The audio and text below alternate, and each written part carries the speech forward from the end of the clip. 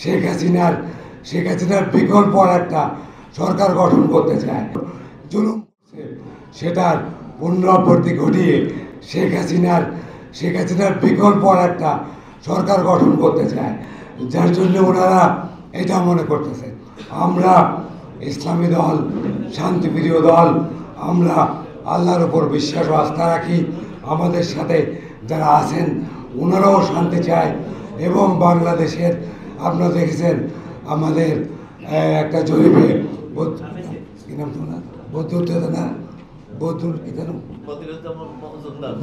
মজুমদার সাহেবের জরিপে বদিউল আলম মজুমদার 73% মানুষ এই দেশের পেয়ার পদ্ধতি চায়।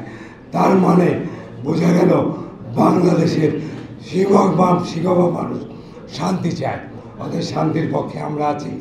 আমরা ইনশাআল্লাহ আগামীতেও শান্তিপ্রিয়ভাবে আন্দোলনের মাধ্যমে তত্ত্বাবধায়ক সরকার অন্তর্বর্তীকালী সরকার ডক্টর ইউনূস সাহেবকে বোঝাতে সক্ষম হব পিআর পদ্ধতি এবং জুলাই যে সনদ বাস্তবায়নের জন্য একদিন নির্বাচন না করে আগে নির্বাচন করার জন্য